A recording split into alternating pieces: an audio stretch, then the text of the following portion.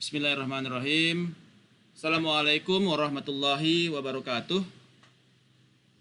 Waalaikumsalam warahmatullahi wabarakatuh. Selamat bertemu kembali dengan perkuliahan semester 3 di ITB Haji Agus Salim. Jadi topik kelas kita di hari ini adalah Big Data and Situation Analysis ya, dimana untuk strategic management. Jadi sebelumnya perkenalkan dulu, nama saya Dr. Jerry Haikal. Saya adalah dosen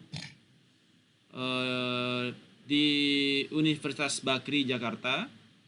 Jadi saya diminta untuk mengampu mata kuliah Big Data Analytics dan Data Science for the Strategic Management atau Strategic Analysis untuk Strategic Management.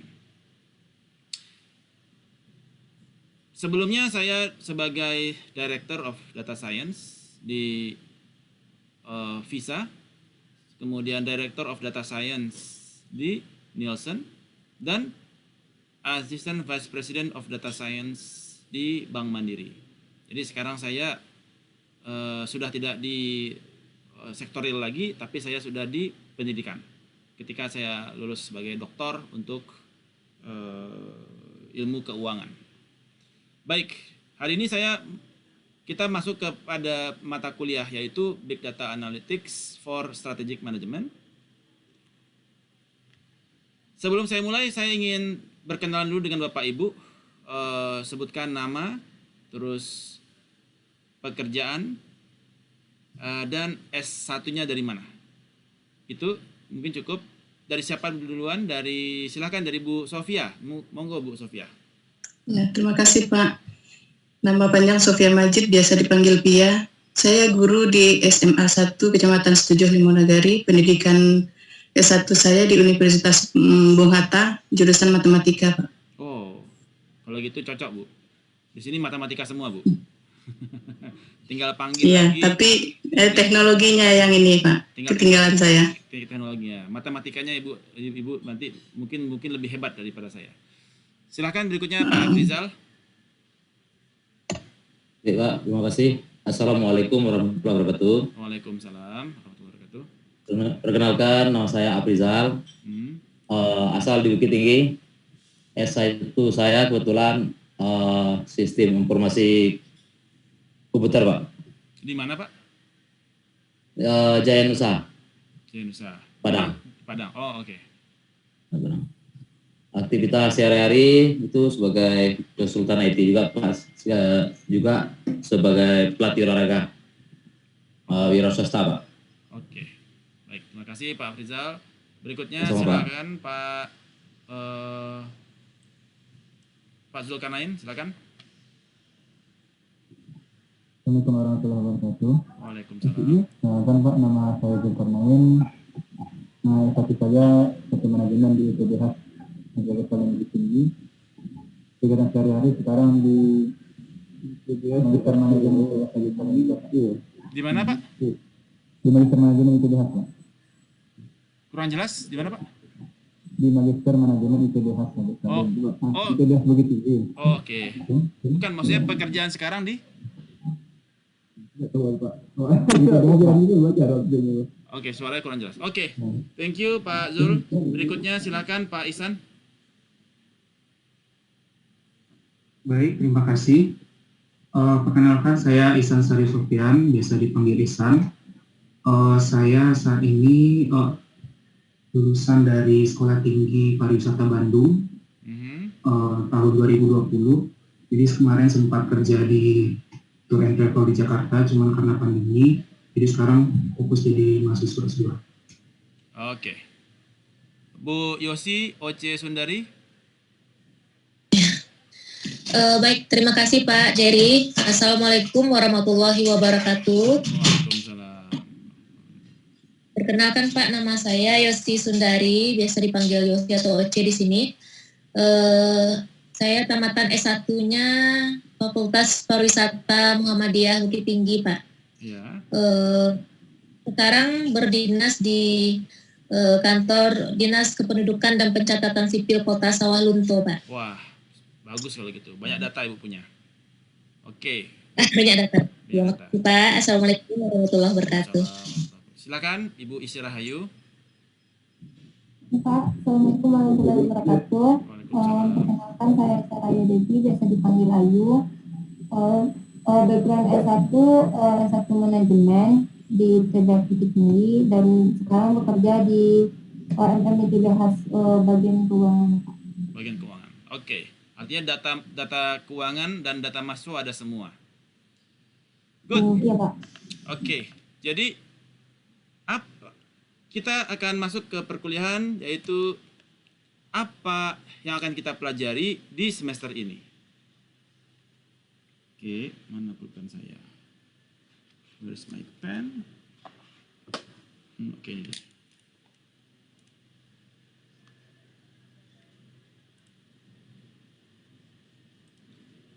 Jadi pertama adalah kita akan mempelajari mengenai introduction terhadap big data. Ya. Sebentar.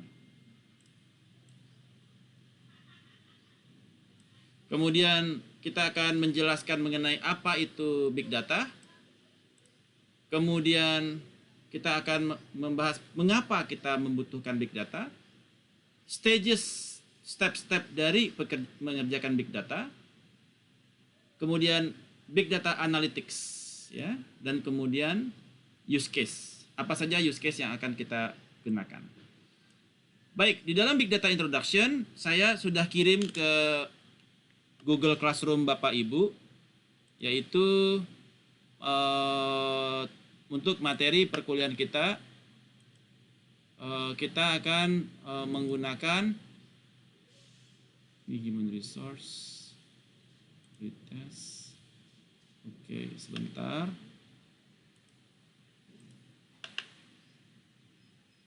Strategic management. Ada beberapa buku yang akan kita gunakan di dalam perkuliahan, yaitu textbooknya, yaitu ada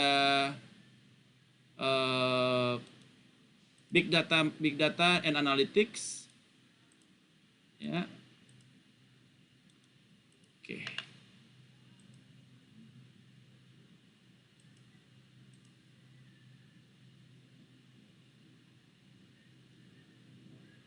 Oke, kita lihat. Ada 4 buku yang saya kirim ke Bapak Ibu untuk strategic management. Namun secara umum ini semua ada terkait dengan topik strategic management. Di mana di strategic management ini ada terkait dengan external environment, kemudian internal environment, core competencies. Jadi bagaimana kita menggunakan big data analytics untuk membangun core competencies di perusahaan. Bagaimana kita menemukan resources yang optimal kepada pengembangan strategi manajemen. Kemudian di dalam business level strategy kita juga akan mempelajari mengenai bagaimana kita meningkatkan efisiensi. Apakah kita akan fokus kepada cost leadership atau diferensiasi? Bagaimana kita menggunakan big data analytics untuk tersebut? Kemudian bagaimana kita menentukan strategi kita untuk merger dan akuisisi menggunakan big data analytics? Bagaimana kita menentukan corporate level strategy menggunakan big data analytics? Ya.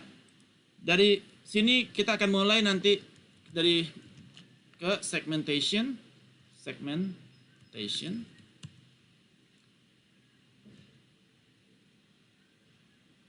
Bagaimana kita akan melakukan segmentasi kepada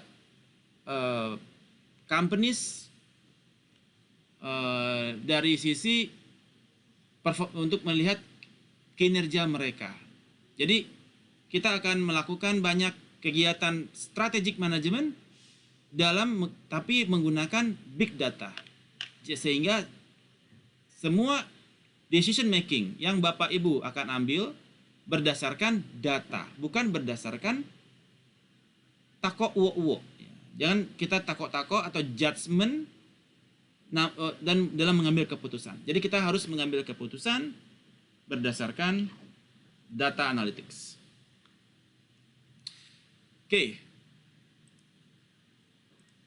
Jadi itu topik buku kita yang saya harap Anda bisa download dan membaca. Jadi saya harap Anda membaca ya. Ada strategic management text and case, teksnya juga ada datanya. Kemudian strategic management accounting menggunakan juga dengan case study. Kemudian big data, using smart big data and metrics to make better decision and improve performance, karangan Bernard Marr. Jadi ini buku-buku bagus yang saya harap Anda membaca ya. Big Data, Mining and Analytics. Ya, karangan Stefan Pudiba. So all this book itu merupakan acuan saya dalam membuat materi perkuliahan di semester ini. Baik. Nah, mengapa terjadi kebutuhan terhadap big data?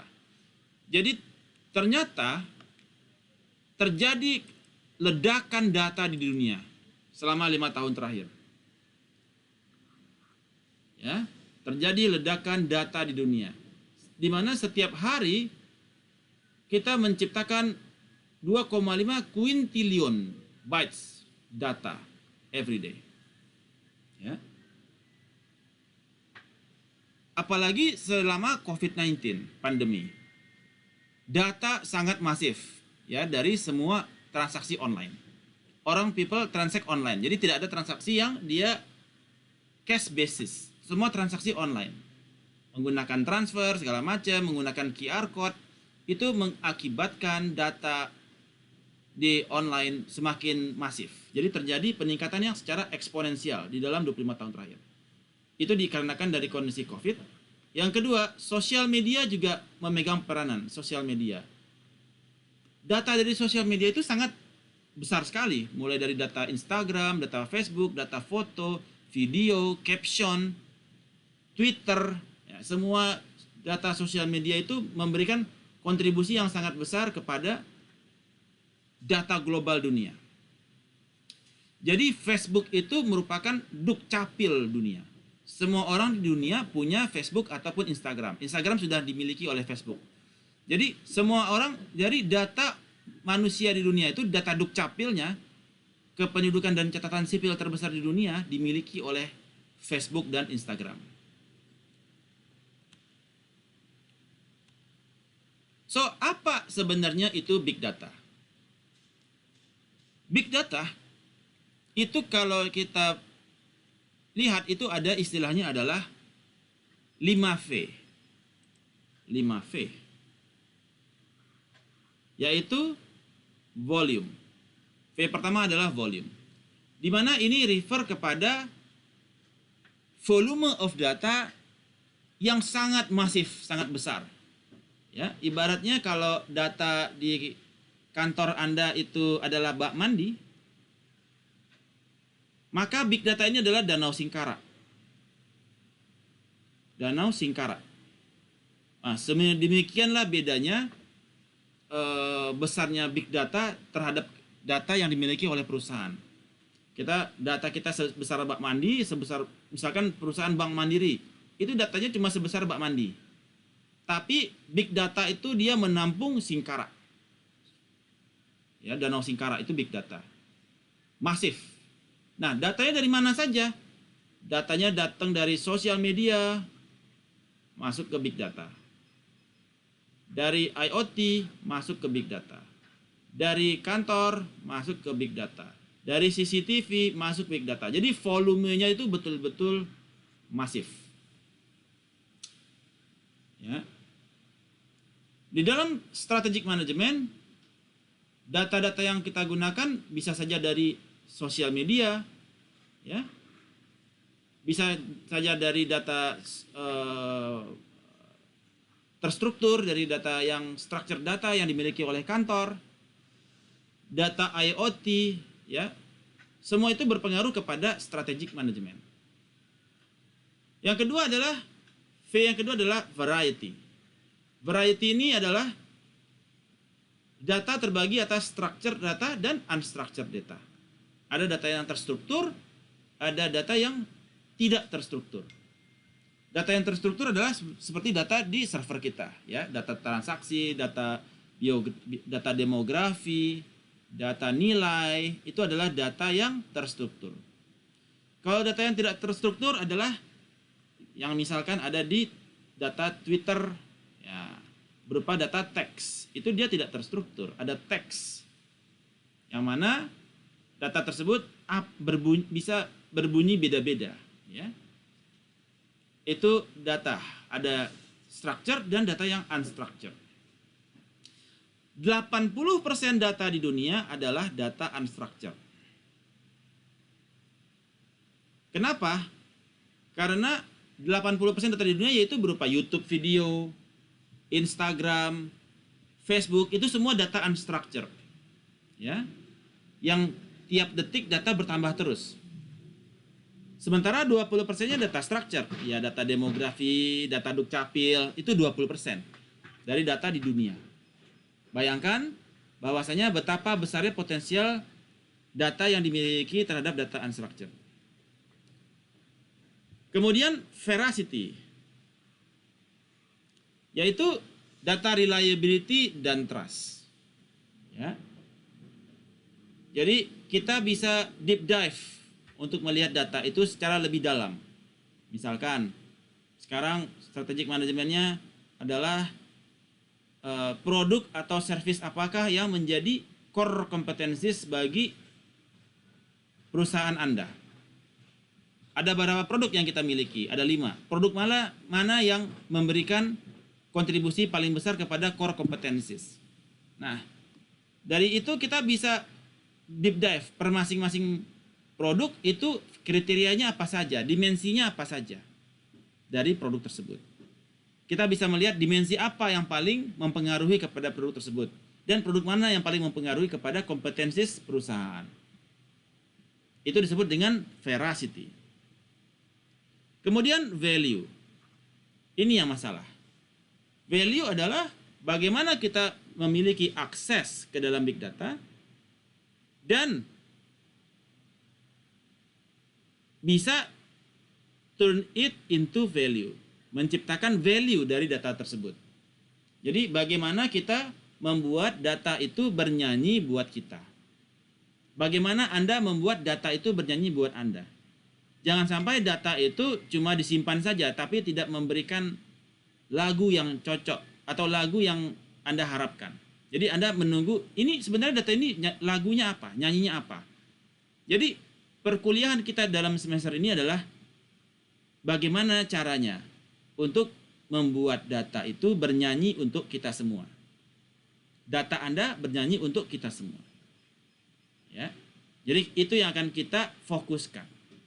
Kemudian yang kelima adalah velocity, yaitu kecepatan. Data itu berubah setiap detik. Kalau data terhadap harga saham, tiap detik berubah. Dan itu masuk ke dalam big data. Jadi speed of which data itu masuk. Itulah yang salah satu kemampuan yang dimiliki oleh big data, di mana datanya bisa real time, ya, berubah. So far so good. Kalau biasanya saya kalau saya bertanya, apakah Anda mengerti kalau bahasa Koreanya itu adalah araso? Kalau Arasoyo? Jawabannya arasoyo. Araseyo atau arasoyo? Arasoyo. Arasoyo. Kayaknya suka nonton Netflix. Film Korea nih Pak Afrizal. Terakhir nonton film apa Pak Afrizal? Champion, Pak. Champion. Saya terakhir Descendant of the Sun.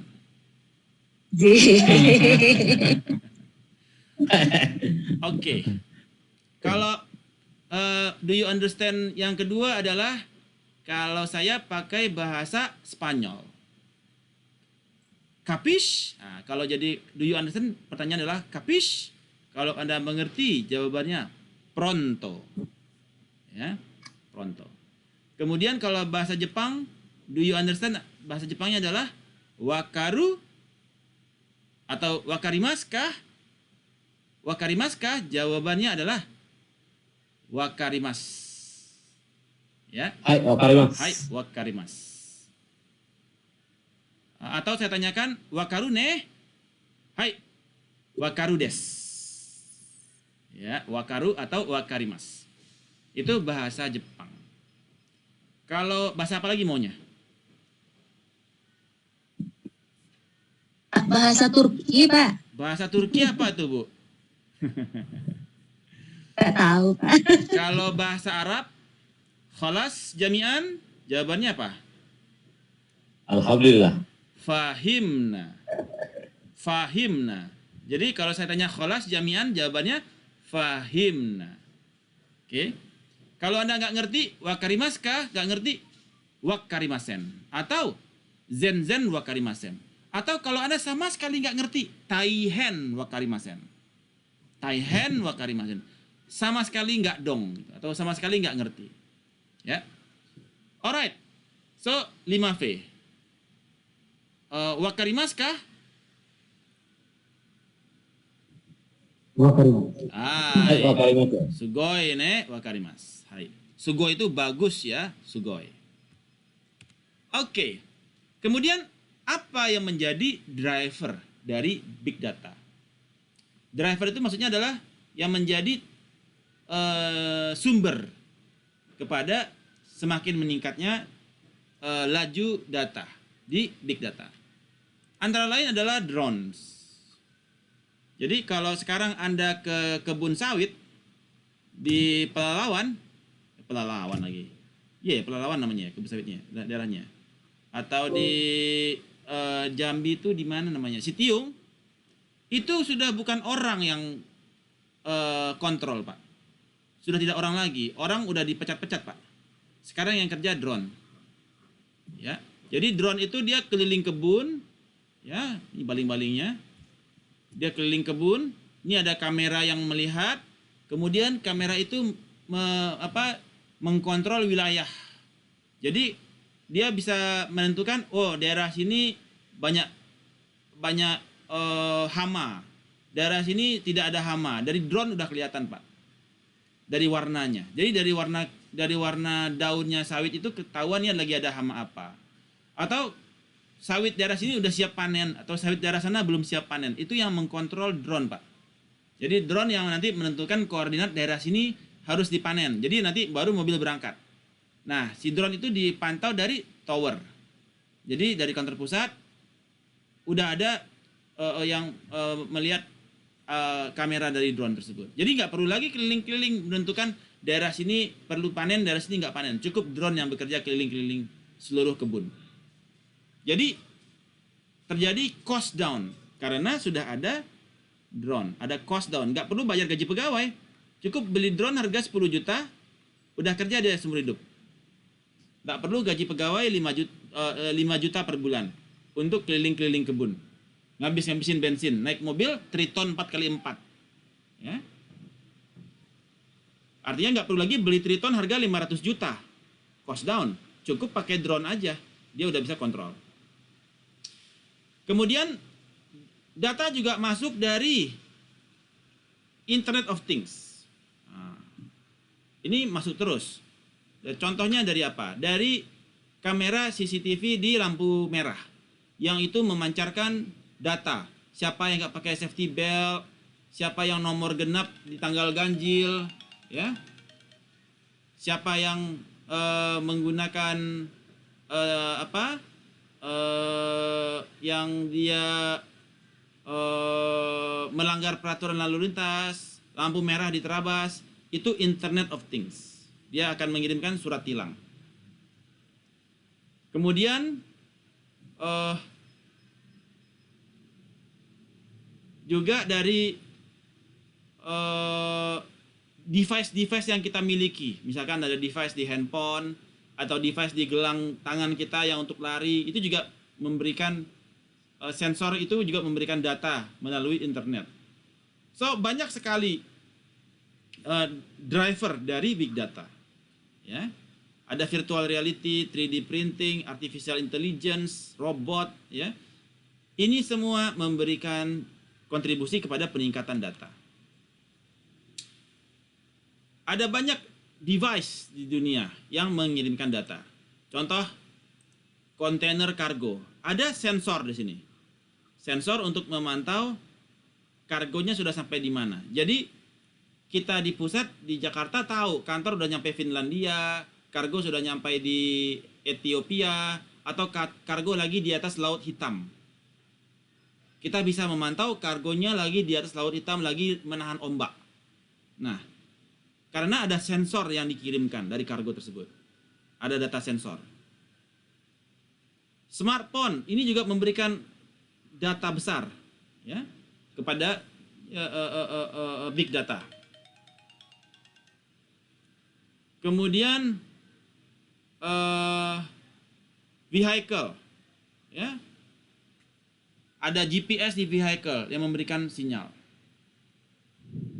Kemudian spotlight, lampu merah yang memvideokan mobil lewat. Kemudian dia mendetek mobil tanggal genap di mobil ganjil. Ya. Kamera CCTV. Ya. Buildings, turbin, gas pump. Gas pump sekarang kita kalau mau ngisi bensin harus mengisi aplikasi. Kalau pakai solar. Ya, tanggal sekian dia masukin ini. Jadi data masuk terus tuh, Pak. Mobil nomor plat BA1234 WLT mengisi solar 60 liter. Itu masuk ke internet, Pak, terlapor. Jadi kita semua device ini memberikan kontribusi kepada peningkatan data. Pertanyaannya adalah, sebanyak ini data terus buat apa? Ya kan? Sebanyak itu data, bayangkan nih data sampai segini nih, luar biasa. Buat apa? Ya. Nah, jadi setiap data itu banyak sekali yang memberikan kontribusi kepada data. Dari Facebook, dari Instagram, dari YouTube, Twitter. Ini data betul-betul masif. Oke. Kemudian mengapa kita menggunakan Big Data Analytics? Sebentar, Pak, sebentar, ada telepon itu ya. Kayaknya telepon sendiri. Halo? Halo? Halo? Oke. Jadi, mengapa Big Data Analytics? Pertama adalah tujuannya adalah cost reduction. Apa contohnya? Misalkan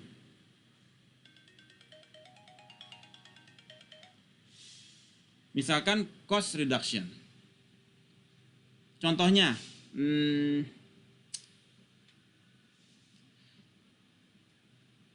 ketika kita melakukan segmentasi dari kita punya pegawai atau segmentasi dari kita punya pelanggan, ya, strategic management kita menentukan segmentasi dari kita punya customer. Ada customer yang segmentasinya suka barang murah, barang mahal, barang sedang, atau barang yang lain sebagainya. Jadi ada kelompok segmen dari customer, ya, atau yang gajinya besar, gajinya kecil, gajinya sedang, gajinya kecil banget, sangat kecil. Ketika Anda menawarkan produk mobil SUV, Anda menawarkan ke yang gajinya kecil. Oh, sebentar ya, Pak ya. Ini ada telepon, bingung saya ini. Halo? Ya, siang. Dari mana, Pak? Ya, Pak. Ya, kenapa? Saya lagi meeting, Pak. Bisa ada apa, Pak?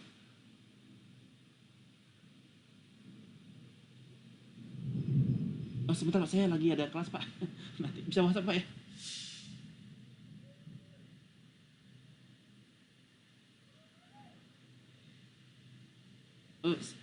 Nggak usah kasih izin Pak, belum tanya saya, udah gitu aja. Ya. Oke. Ya, ya, ya. Jadi cost reduction itu dia ketika Anda memiliki barang, menjual mobil, Anda menawarkan kepada yang gajinya kecil banget. Kira-kira laku nggak mobilnya? Nggak laku kan? Anda menawarkan kepada yang gajinya besar kan? Ya, Betul nggak? betul.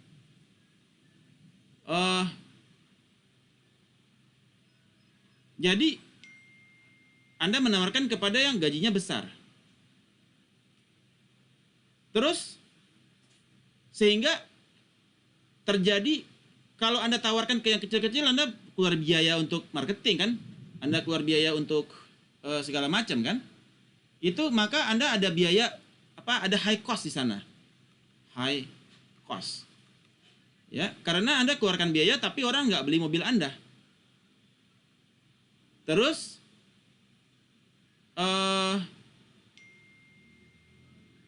kalau Anda menawarkan kepada yang gajinya besar, kemungkinannya lebih bagus tidak? Lebih bagus kan? Artinya kemungkinan mobil terjual lebih besar. Jadi ada cost reduction di sana. Karena Anda menawarkan kepada segmen yang tepat. Bukan kepada segmen yang tidak tepat. Kecil. Jadi Anda menawarkan kepada segmen yang tepat. Disitulah gunanya Big Data Analytics. Ketika Anda bisa melakukan clustering untuk mendapatkan segmen-segmen dari pelanggan Anda. Ya, segmen-segmen dari pelanggan Anda. Oke, ketika Anda mendapatkan segmen dari pelanggan Anda, baru Anda menawarkan produk yang sesuai dengan minat dan keinginan mereka. Sehingga Anda lebih strategik ketika Anda menawarkan barang. Oke, so far so good? Kapish? Pronto. Oke. Kemudian faster and better decision making. Ketika Anda sudah mengetahui clustering dari customer Anda tentunya dapat mengambil keputusan yang lebih cepat. Misalkan datang satu, ini ada cluster nih. Ini ahliannya Bu Sofia nih. Ini ada cluster, ada 4 cluster. Tiba-tiba datang Bu Sofia di sini. Ini cluster A, cluster B, cluster C, cluster D. Tiba-tiba ada Bu Sofia di sini. Ini Bu Sofia. Kira-kira Bu Sofia Bu Sofia itu cenderung Bu Sofia itu masuk ke cluster A, B, C apa D?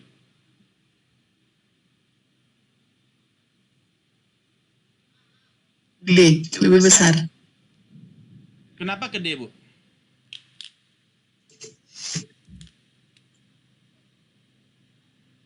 Kenapa ke D?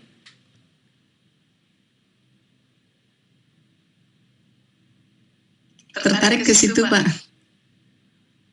Tentu ada alasan. Ya. Kenapa, Bu? Dia D.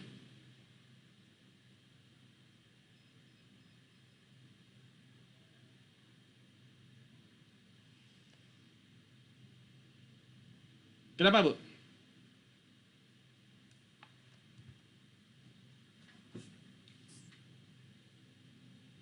Lebih nyaman saja memilih D, Pak. Jadi jaraknya dia harus disesuaikan, Bu. Jadi ini ada jarak di sini. Ada distance. Yang disebut dengan Euclidean distance. Euclidean distance.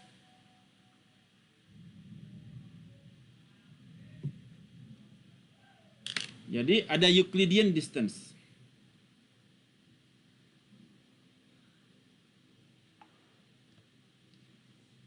Kalau di matematika dia menghitung jarak dari satu koordinat ke koordinat yang lain menggunakan Euclidean distance.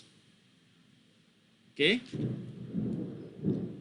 Jadi harus diukur jaraknya. Ya, Pernah dapat materi ini, Bu, di matematikanya? Euclidean distance. Pernah dengar nggak, Bu? udah dengar, tapi udah. Ya.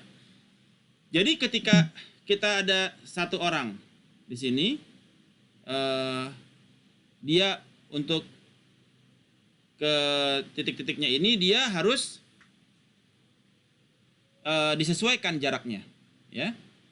Jadi semakin jauh jaraknya, semakin dekat jaraknya, maka dia belongs kepada klaster tersebut. Itu disebut dengan Euclidean distance. Sehingga ketika Bu Sofi datang, tahu kita, oh Bu Sofi ini dia di klaster A, dia ditawari produknya mobil A. Dia karena kegemarannya A. Maka kita bisa mengambil faster and better decision making. Kemudian yang ketiga adalah improve services or product. Oke. Jadi meningkatkan service or product. Apa maksudnya? Jadi ketika kita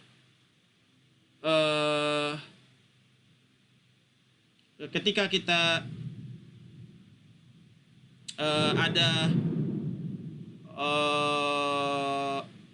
ingin, oke, saya mana produk-produk yang memberikan kontribusi kepada peningkatan sales. Misalkan ada, atau service yang memberikan kontribusi kepada peningkatan sales. Ada 4 service atau 4 produk dari perusahaan. Ini adalah peningkatan kepada sales.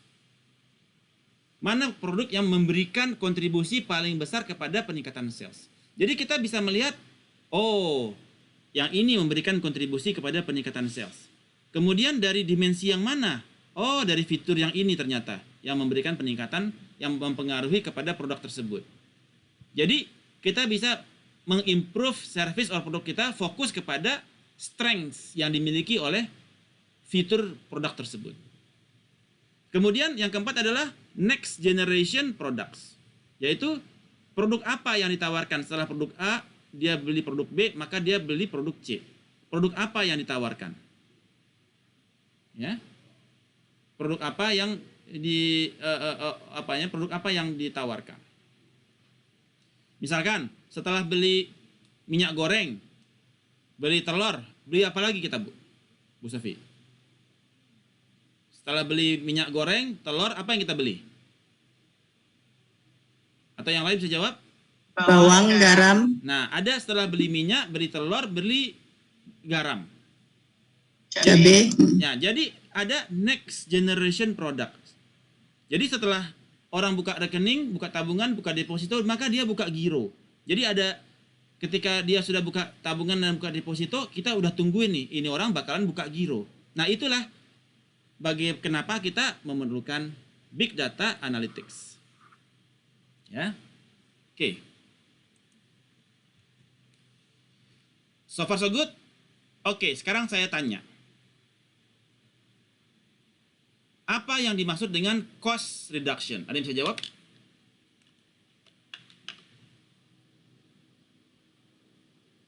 Apa yang dimaksud dengan cost reduction?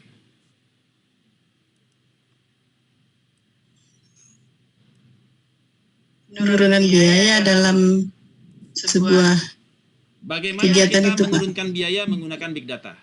Coba terangkan ulang apa yang saya jelaskan tadi. Siapa yang bisa? Bagaimana kita menurunkan biaya di dalam big data?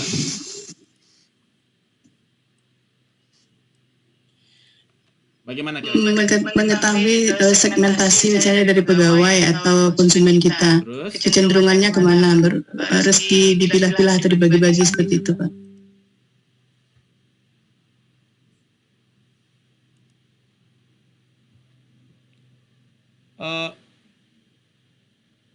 Ya, jadi kita menentukan segmentasi kan? Ya, segmentasi. Saya seperti tadi kalau mau menawarkan mobil tentu segmentasi pegawai misalnya ada yang gajinya besar atau gaji kecil itu contoh tadi. Jadi kalau seandainya kita menawarkan mobil, jadi mobil lebih bagus ditawarkan ke yang gajinya besar dibandingkan gaji yang kecil. Oke, good. Jadi kita bisa menawarkan produk yang sesuai dengan Budget. bukan profil Ya, profil. profil dari pelanggan kita, ya. Oke, good. Right.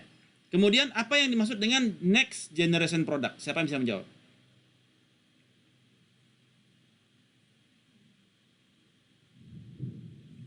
Apa yang dimaksud dengan next generation product? Ada yang bisa jawab?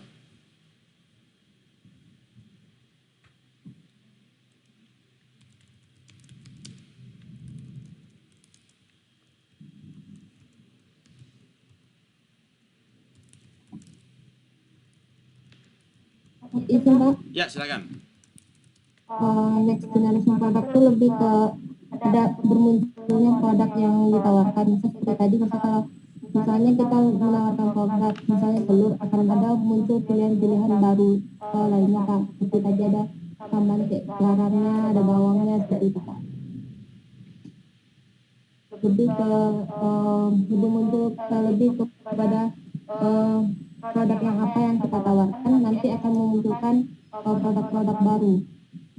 Ya, betul. Jadi kita bisa mengantisipasi customer dia akan belanja apa ya. Setelah beli A, beli B, maka dia akan beli C. Setelah beli E, beli F, maka dia akan beli G. Nah, itulah gunanya kita menggunakan Big Data Analytics. Ya, oke, good. Oke. Alright, sebelum saya lanjut, saya minta izin dulu 2 menit ya. Sebentar. Ada yang menelpon. Sebentar ya. 2 menit. Oke.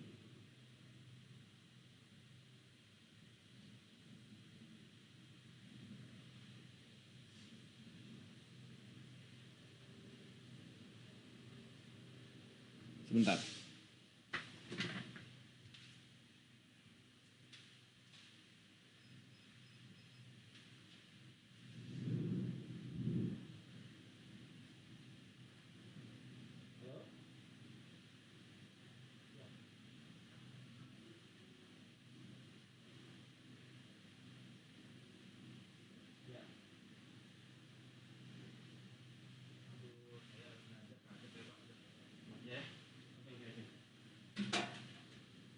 Ya, makasih banyak Pak. Yo, sama-sama.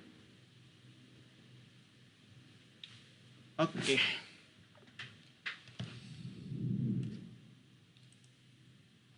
Oke, itu tadi intermezzo. Ada yang intercept di kita ngajar. Oke. Good. Jadi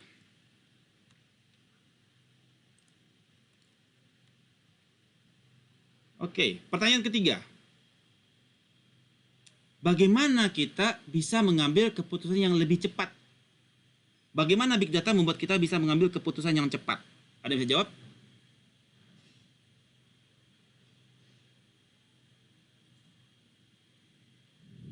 Harus memiliki Euclidean distance tadi Pak. Ada jarak antara ya.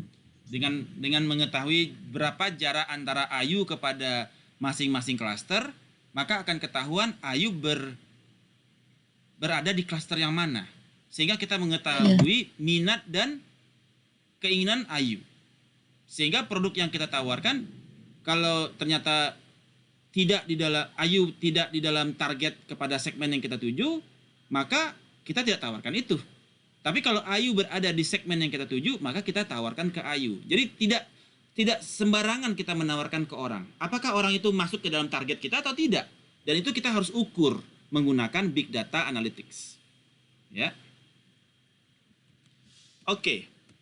Berikutnya, what is Big Data Analytics? Adalah Big Data Analytics dia menguji, ya,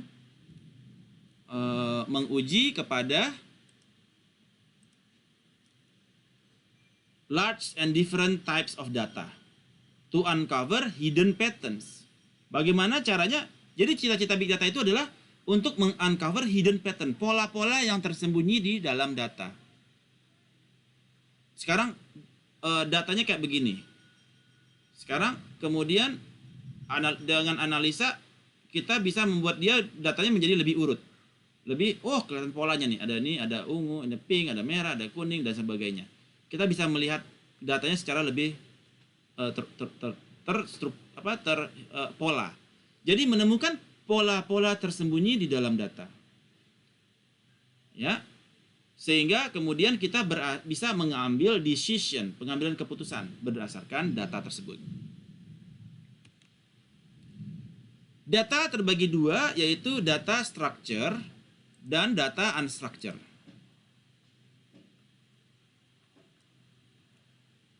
Data structure adalah data yang ada di yang terorganize di dalam kita punya server, yang data transaksi kita, itu data structure. Sedangkan data unstructured itu adalah data-data yang sifatnya seperti texting, foto, video, suara, voice, ya. Itu data-data yang unstructured. Nah, di mana seperti saya terangkan tadi, 80% dari data kita ada di unstructured. 20%-nya ada yang di structured. Jadi bayangkan betapa besarnya potensial big data dari yang unstructured data. Dari Twitter. Jadi saya lagi ada proyek penelitian untuk Twitter. Bagaimana saya membuat sentiment analysis. Saya lagi bikin jurnal terkait Twitter, ya, sentiment analysis untuk data Twitter. Apa yang disampaikan oleh netizen? Sentimennya seperti apa? Itu menggunakan R. Mungkin Pak Afrizal paham dia tuh. Pakai R. Ya. Jadi menggunakan R untuk melakukan sentiment analysis untuk data kita yang ada di Twitter. Jadi kita bisa melihat sekarang sentimennya terhadap produk tertentu seperti apa sih? Nah, jadi ada produk A. Bagaimana sentimen masyarakat terhadap produk tersebut? Kita bisa melihatnya dari data Twitter menggunakan API, kita tarik datanya, kemudian dibaca untuk sentimen analisis. Nanti saya akan demokan ke Anda, mungkin minggu depan lah ya. Kemudian ada stages di dalam big data. Nah, ini nanti teman-teman akan ada tugas nanti ya. Pasti ada tugas, banyak. Dan tugas itu harus dibuat dalam stages seperti ini, yaitu pertama adalah Anda memahami business problem atau business understanding. Apa yang menjadi research problem?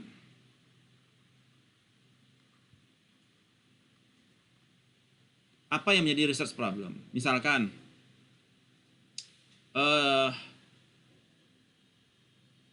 selama COVID, produk apa yang memberikan kontribusi paling besar kepada penjualan perusahaan? Untuk Anda menemukan core competencies dari perusahaan. Jadi selama ini Anda core kompetensinya adalah bikin baju misalkan.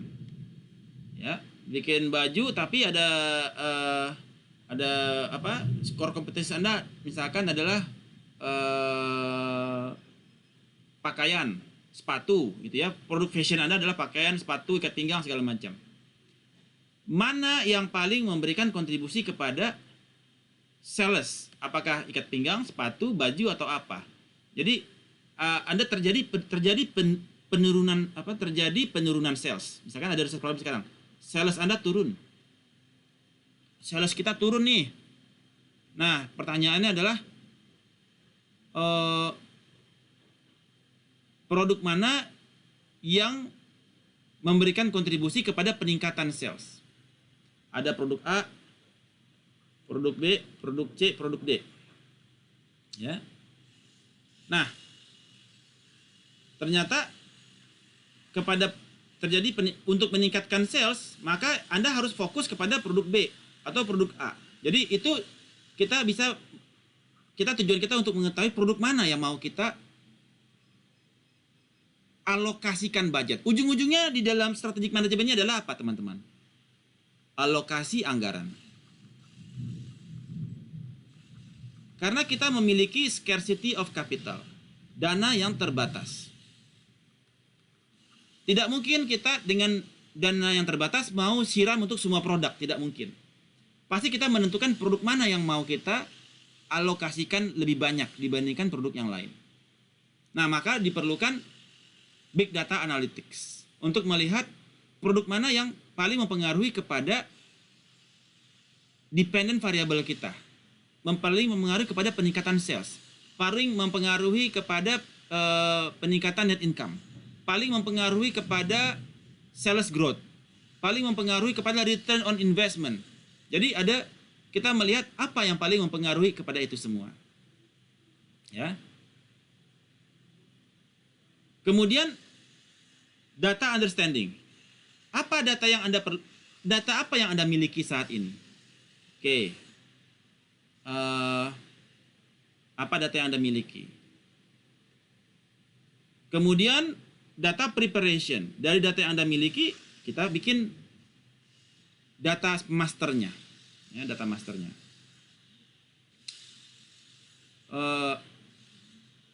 Kemudian baru kita buat modeling. Menggunakan berbagai macam model. Ada yang clustering, ada yang RFM, ada yang market basket, ada yang neural network, segala macam. Hasil model tersebut kita evaluasi. Apakah sudah memenuhi kaidah statistik atau belum? Misalkan, apakah p-value-nya di bawah 0,05? Atau T statistiknya di atas 1,96? Jadi kalau dia dinyatakan oke, signifikan apabila p-value dan p-value di bawah 0,05 dan T statistik di atas 1,96. Kalau ini sudah memenuhi, baru kita bisa deploy untuk mengimplementasikan model tersebut. Nah, ini adalah stages yang harus Anda lalui ketika Anda menghadapi problem untuk assignment, tugas yang diberikan. Ya. Jadi, apa bisnis problemnya, apa data understanding-nya, apa data preparation-nya, bagaimana modelnya, dan bagaimana Anda mengimplementasikannya. Saya ambil contoh. Misalkan,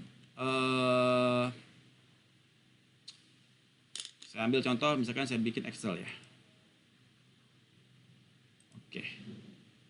Layar saya muncul? Excel-nya muncul? Oke. Muncul, Pak. Misalkan ini adalah ITB khas. Ya. Kita ada data apa saja, Mbak Ibu Ayu? Ada data mahasiswa banyak ya. Misalkan ini adalah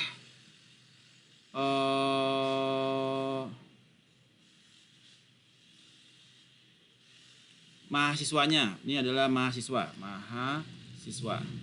Ada mahasiswa 1, 2. Oke. Terus ini ada 16 mahasiswa. Kemudian ini adalah tempat tinggal. Nah, misalkan ada di Guguk Bule, ada di Sanjay, ada di Anak Air, ada di Taro, ada lagi di Pangana, ada lagi di Kamang, ada lagi di Gunjo, ada lagi di Tigo Baleh, ada lagi di Sumua, ada lagi di Pakan Kamis. Ya. Kemudian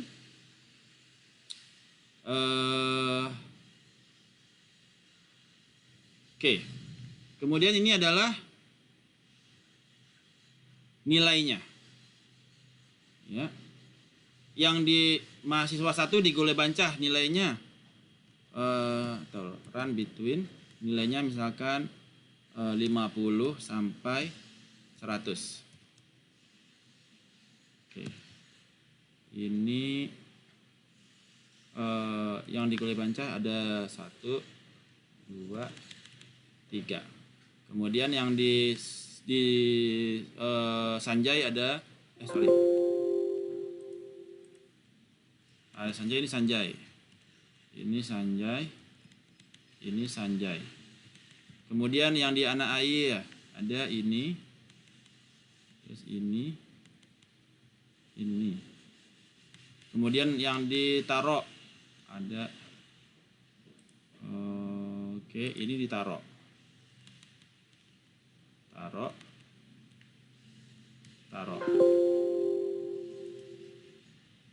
Ini ada di PN apa tadi? Pangana. Ini Pangana. Kamang, ini Kamang, ini Kamang. Terus Guguk Bule, apa nih? GJ apa? Gunjo. Dah, nggak usah. Nah, jadi ini adalah lokasi tinggal mahasiswa. Mahasiswa 1 tinggal di Gole Banca, mahasiswa 3 di Gole Banca, mahasiswa 8 di Gole Banca. Ini di Sanjay. Nah, ini adalah daftar nilai mahasiswa ya. Ini Kamang, di sini Kamang. Jadi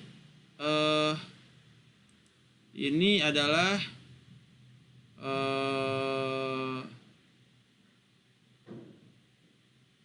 nah, kemudian di sini mahasiswanya itu dia ini nilai ya. Oh, sorry. Oke, ini kalau lokasi nggak di situ, salah. Jadi salah. Ini dia harusnya, ini di sini adalah 1 aja, bukan 1, cuma 1 aja. Ini cuma buat menentukan dia 1 dan 0-nya dia. Ini 1. Artinya dia di lokasinya di sana ya, pakai data dummy ya. Oke, ini 1. Ini kita untuk menentukan lokasi tempat tinggal mahasiswa. Apakah pertanyaannya, apakah lokasi menentukan prestasi? Nah, ini nilai IPK-nya dia.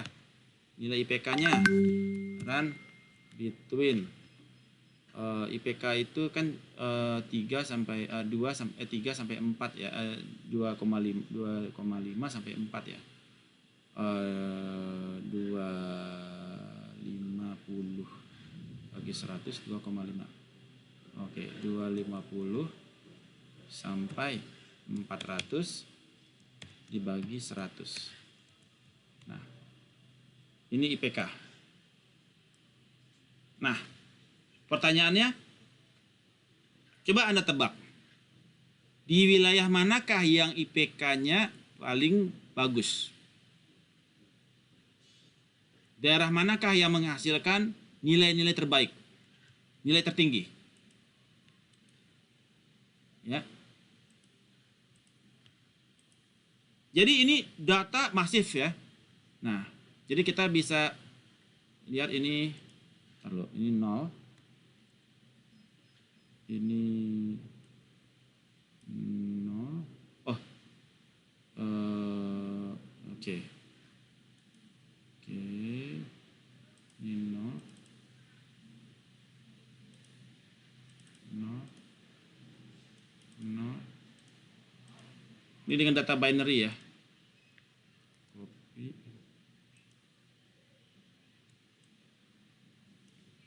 Paste.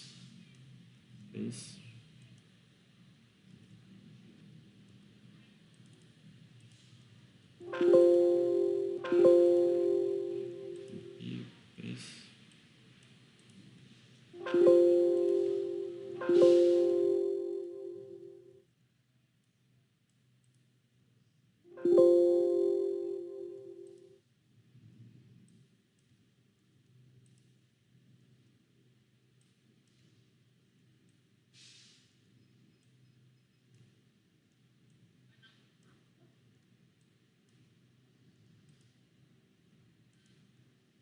Oke. Kota manakah yang menghasilkan lulusan terbaik? Jawabannya, ada yang tebak gak? Apakah Guguk Bule, Sanjay, Anak Aiya, Taro, Pangana, atau Kamang? Silakan tebak.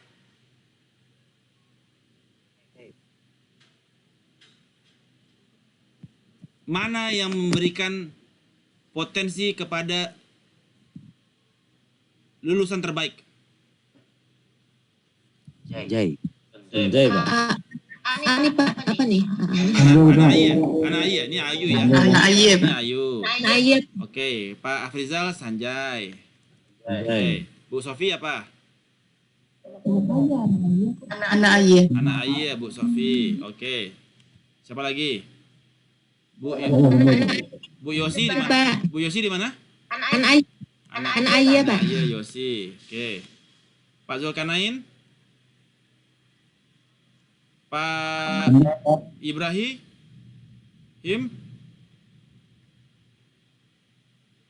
Masih mute Pak Ibrahim. Ya udah Pak. Yang KM itu apa tuh Pak? Kamang. Oh, oke. Kamang Pak. Oke. Pak Yori. Jai Pak. Jai. Oke. Pak Ihsan. Oh, anak iya Pak. Anak iya. Oke. Kita lihat ya. Mana yang paling mempengaruhi kepada, yang memberikan kontribusi kepada putra terbaik yang menjadi lulusan terbaik di angkatan Anda? Oke, kita lihat regresi. Ini adalah IPK-nya. Ini adalah X range-nya. Kemudian ini adalah output-nya. Kita lihat. Oke.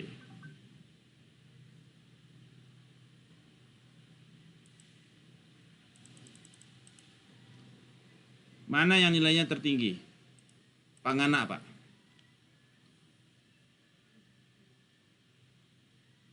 Pangana. Kenapa Pangana? Karena dia 0. Yang lain minus semua kan? Lihat Pangana. Pangana nilainya 3,95 sama 3,68. Ya. Tapi dia memberikan nilai standarnya 0 di sini. Di mana yang lain semuanya di bawah dia. Jadi menggunakan regresi linear, multilinear regression, kita bisa melihat mana yang memberikan kontribusi tertinggi. Ternyata orang Pangana nih yang tertinggi. Yang lain-lain di bawah dia. Nah, sehingga strategic manajemennya adalah lebih banyak menawarkan program beasiswa kepada orang-orang Pangana. Karena di Pangana orangnya nilainya tinggi-tinggi kecenderungannya.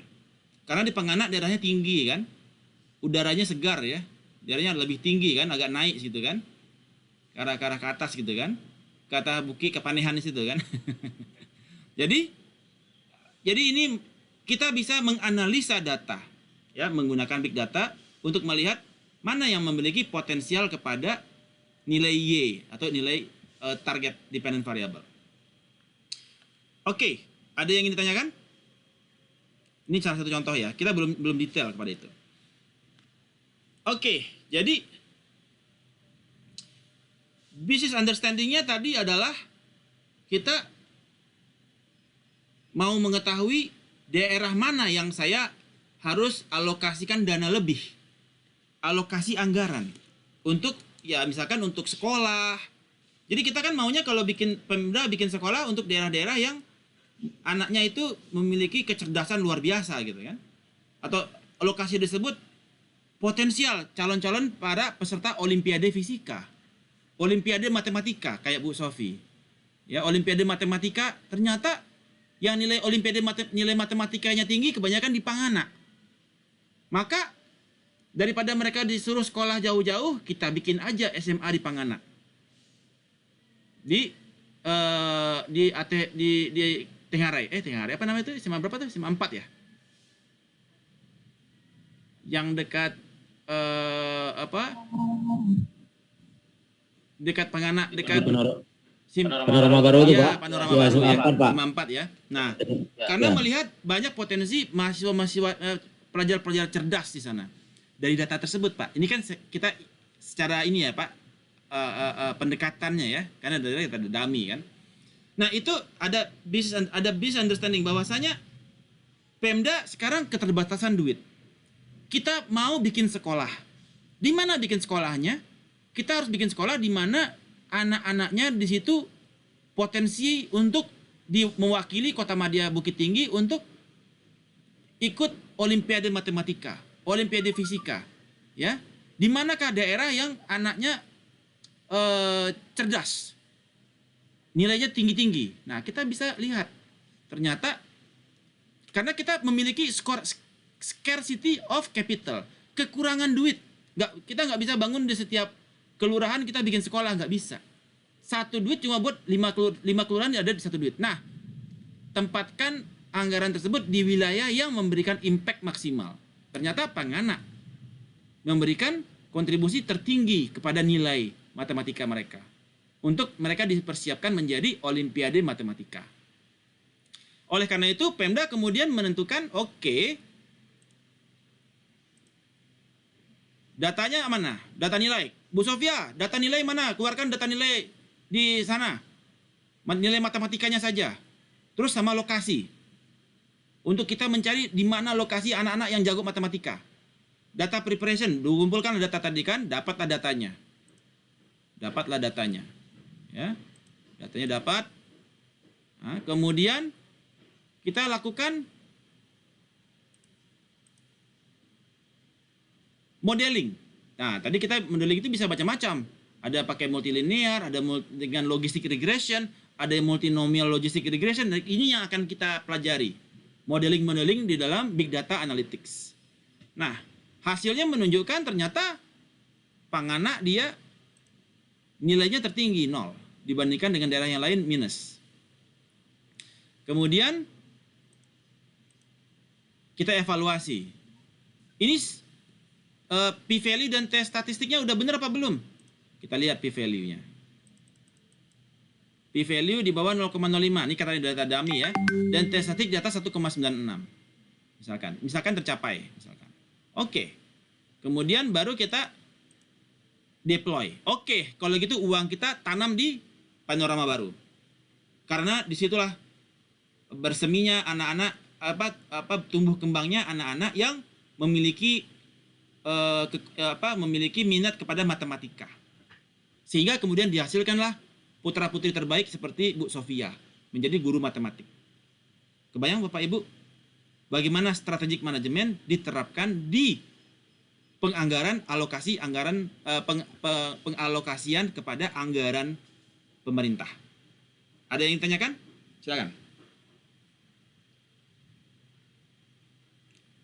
Questions? Araso?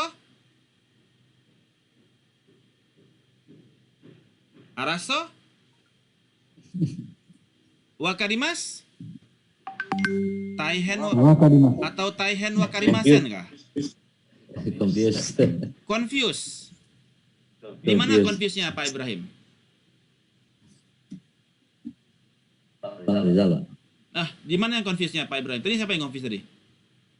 Pak Rizal, Pak. Pak Afrizal, di mana confuse-nya Pak Afrizal?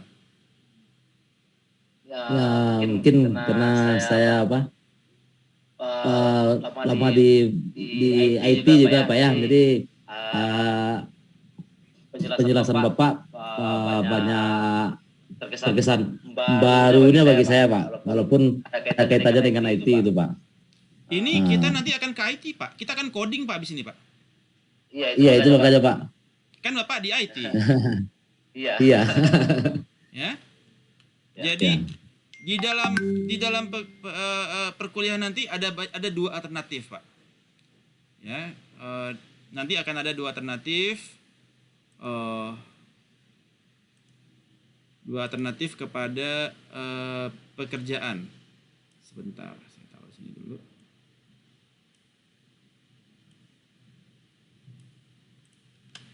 Ada yang kita menggunakan Kaggle. Jadi nanti bisa coding menggunakan Kaggle. Jadi untuk Pak Afrizal nanti mengerjakannya coding aja. Karena Pak Afrizal dia di IT misalkan. Jadi kita nanti bisa menggunakan Kaggle untuk melakukan modeling ya. Kita misalkan menggunakan search datasets codes. Nah, ini kita bisa misalkan ini. Nah, menggunakan Python. Salah satunya yang kita bisa menggunakan untuk big data analytics itu kita bisa menggunakan Python. Ya.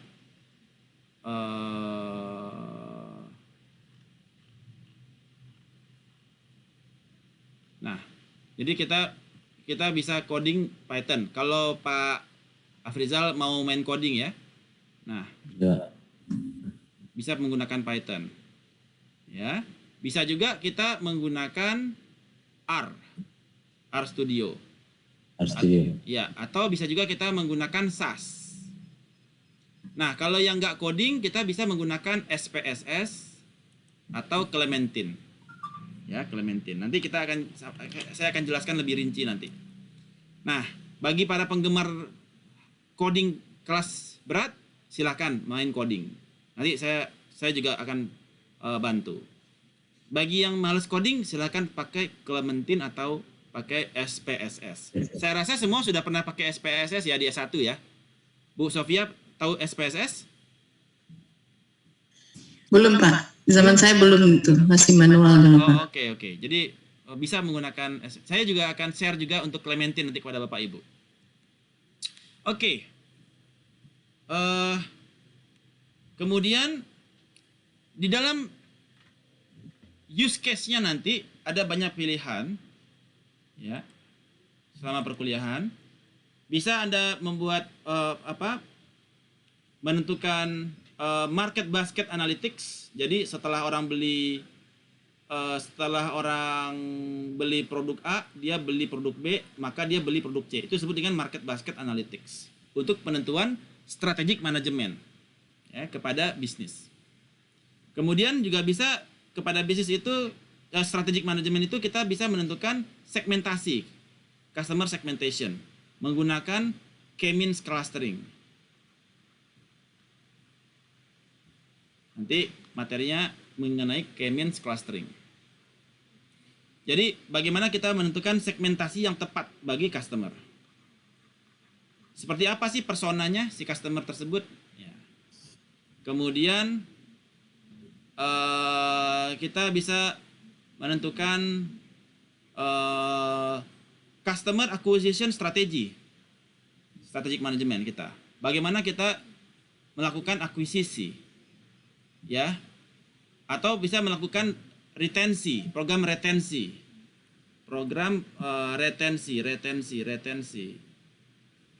retention, ya, untuk churn analytics, ya. Ada orang-orang yang churn keluar dari customer Anda untuk Anda retain mereka, ya. Customer acquisition, ya, dan segala macam. Bagaimana kita membangun product bundling? Jadi banyak sekali big data case yang bisa kita kerjakan.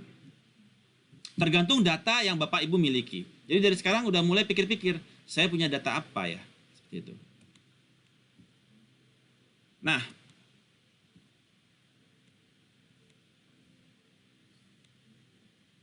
kemudian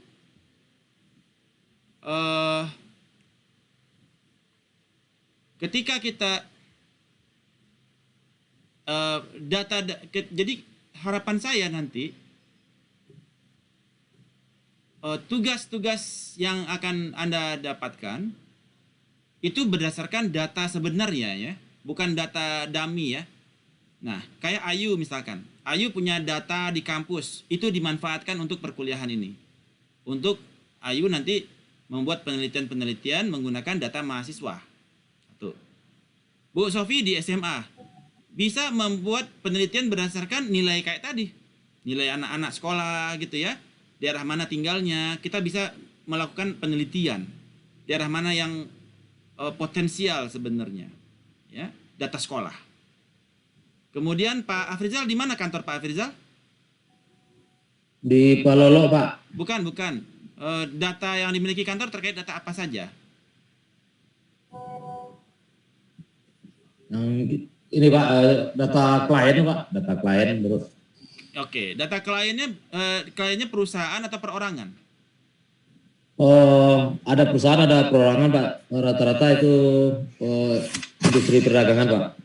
Nah, itu bisa dimanfaatkan ya untuk penelitian Bapak. Ya. Kemudian yang di Dukcapil tadi siapa? Bu Yosi ya? Siapa di Dukcapil? Ya Pak Yosi Pak. Ya, data Dukcapil itu bisa sekali Bu, udah pasti bisa untuk segmentasi misalkan, atau untuk melakukan menentukan segmentasi customer. Ya, Pak Ihsan di mana kerja di mana Pak Ihsan? Di tour Pak, tour and travel. Tour and travel, ya. Yeah. Nah, di tour and travel itu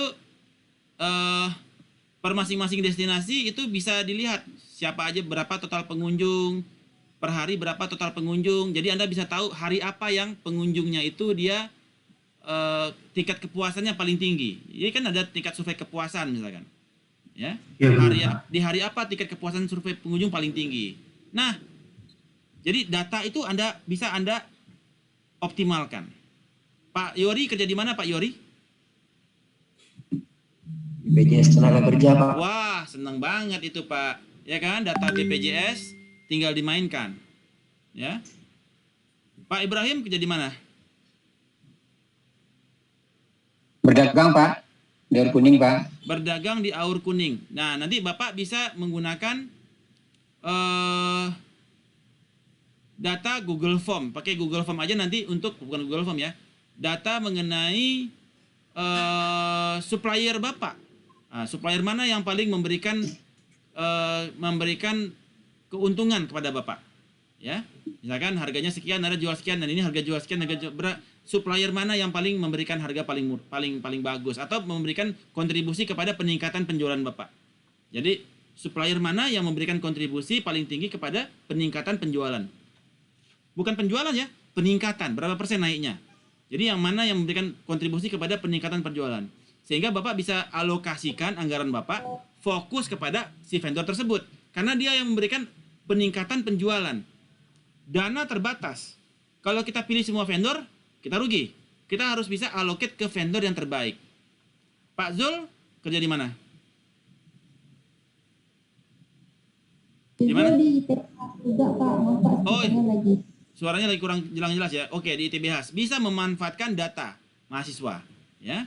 Data mahasiswa, nilai mahasiswa juga bisa dimanfaatkan. Kayak yang tadi saya contohkan, nilai mahasiswa bisa dimanfaatkan untuk menentukan lokasi kah, atau umur kah, ya, atau kendaraannya kah, segala macam bisa digunakan dari nilai mahasiswa, ya. Oke. Baik. Kemudian big data analytics ini banyak sekali dipakai, namun juga bisa dipakai untuk hal yang kurang bagus. Seperti ketika Donald Trump menang di Amerika. Jadi waktu itu ada kasus dari Cambridge Analytics. Jadi Cambridge Analytics memanfaatkan data Facebook, di mana dia melakukan clustering model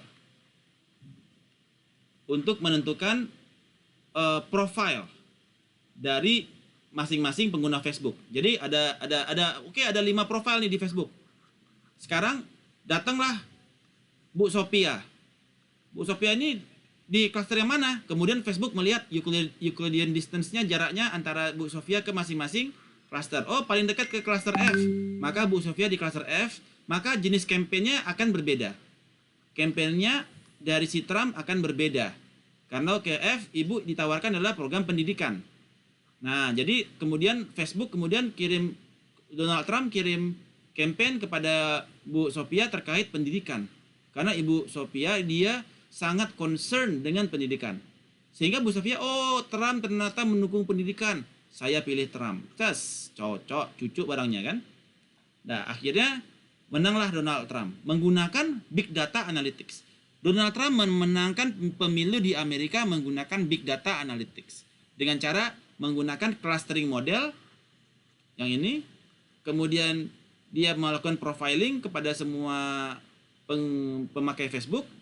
Kemudian setelah model selesai, si Bu Sophia datang. Bu Sophia ini masuk ke cluster yang mana? Dihitunglah dari transaksinya Bu Sophia di Facebook, captionnya segala macam, fotonya. Kira-kira Bu Sophia ini masuk ke yang mana nih? Ke F. Dan di F kampanyenya berbeda dengan yang D. Semua beda campaign. Kalau ini ke pendidikan, ini ke fashion, yang ini ke education, ke entertainment, yang ini ke music segala macam. Terserah sesuai dengan profil dari si segmen tersebut. Apa yang dia suka, apa yang dia minati. Nah, ini menjadi use case Big Data Analytics yang digunakan oleh Donald Trump untuk memenangkan pemilu di Amerika. Any questions? Araso?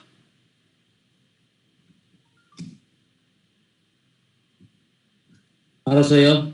Oke. Pak, izin Pak. Silakan. Berarti big data analytics seperti yang Bapak sampaikan tadi, kalau bisa digunakan sama Trump, berarti penerapan di pilkada juga bisa pakai gini juga Pak ya? Pastinya Pak. Jadi kalau Bapak mau jadi konsultan pilkada, jadi Bapak nanti akan bisa menjadi konsultan pilkada setelah selesai kelas ini. Siap.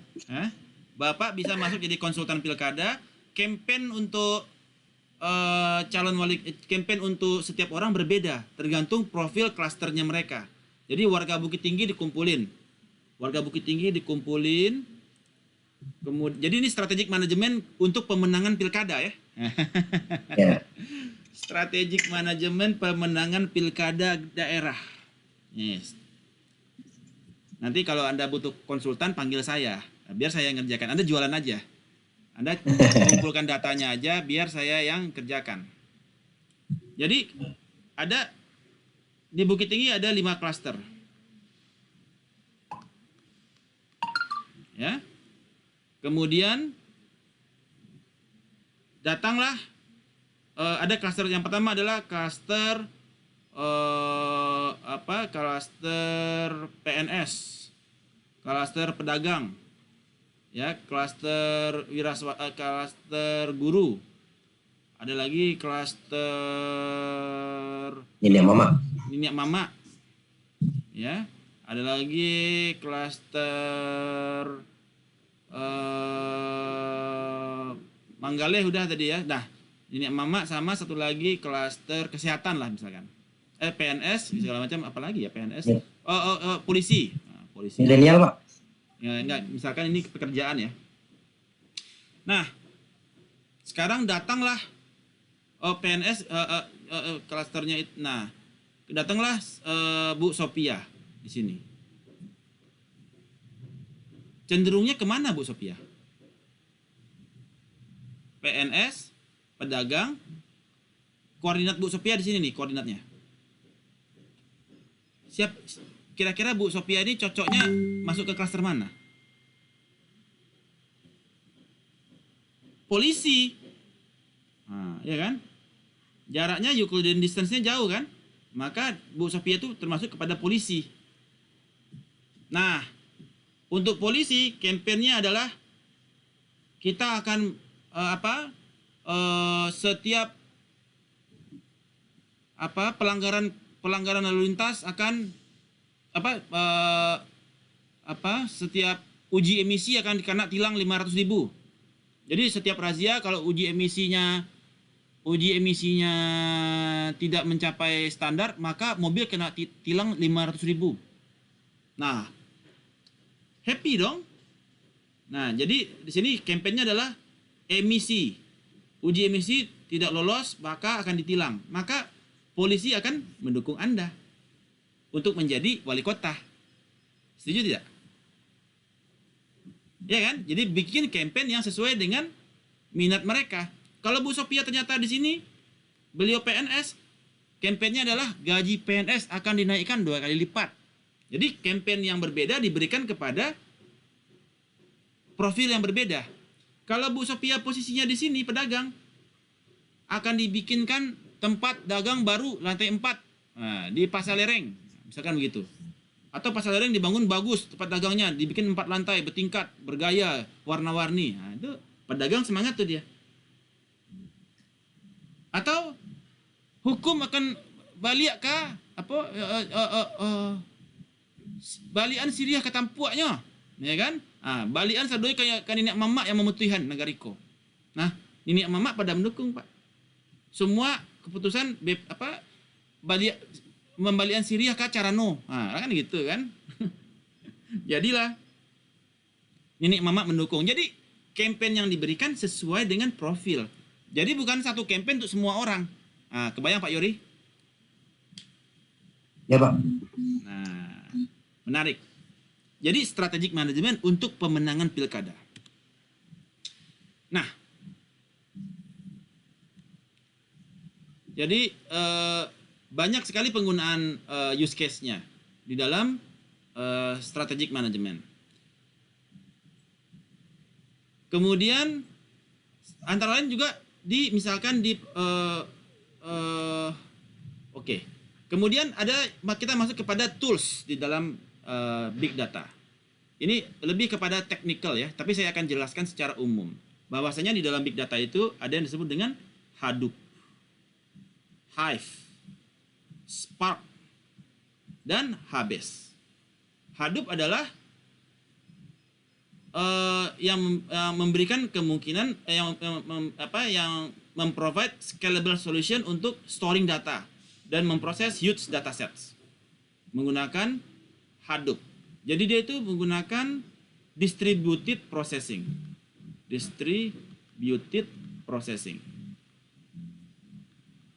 Sehingga data yang masuk itu daya tampungnya lebih besar dan speednya dia lebih kencang. Jadi dia menggunakan disebut dengan distributed processing.